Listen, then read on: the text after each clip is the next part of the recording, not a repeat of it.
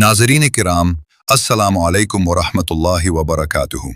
आज हम एक ऐसे मौजू पर बात करने जा रहे हैं जो सिर्फ एक इबादत नहीं बल्कि नस्लों की तकदीर का फैसला है। आज हम बात करेंगे बच्चों को नमाज का आदी बनाने का तरीका, सीरतुन नबी सल्लल्लाहु अलैहि वसल्लम की रोशनी में।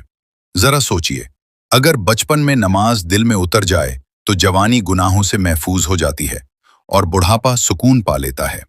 लेकिन सवाल यह है, क्या हम बच्चों को नमाज सिखा भी रहे हैं या सिर्फ डांट कर कह रहे हैं नमाज पढ़ो?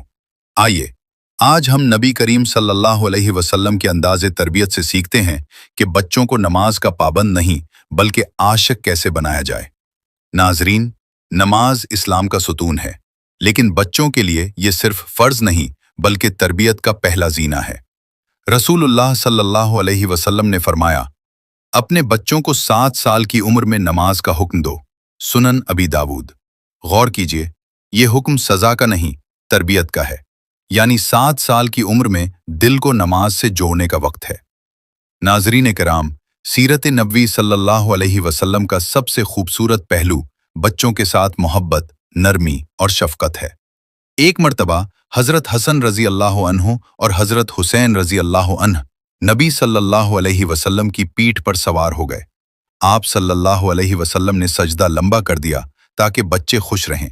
सोचिए, अगर नमाज में बच्चे को बर्दाश्त किया जा सकता है तो नमाज के लिए बच्चे को क्यों ना मोहब्बत से सिखाया जाए।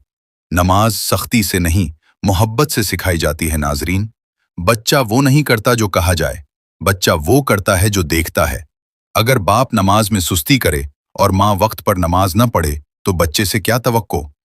नबी करीम सल्लल्लाहु अलैहि वसल्लम नमाज का वक्त आते ही हर काम छोड़ देते थे और फरमाते, ए बिलाल, हमें नमाज से राहत अता करो। जब बच्चे देखेंगे कि बोझ नहीं बल्कि सुकून है तो वो खुद इसकी तरफ लपकेंगे। नमाज को इनाम से जोड़ें, सजा से नहीं। सितारों वाला चार्ट, तारीफ, प्यार भरे अल्फाज। बच्चों को मस्जिद ले जाएं। नबी सल्लल्लाहु अलैहि वसल्लम बच्चों को मस्जिद में आने से नहीं रोकते थे। छोटी नमाज मगर पाबंदी, 2 रकत भी लेकिन रोजाना। नमाज को कहानियों से जोड़ें। अंबिया, सहाबा, जन्नत के वादे, ये सब बच्चों के दिल जीत लेते हैं। नाजरीन, गुस्सा न करें, बद्दुआएं न दें, क्योंकि नबी सल्लल्लाहु अलैहि वसल्लम ने फरमाया, अपनी औलाद के लिए बद्दुआ न करो। नमाज छोड़ जाए तो प्यार से समझाएं, दुआ करें और खुद रो रो कर अल्लाह से मांगे, ए अल्लाह, मेरी औलाद को नमाज का नूर अता फरमा।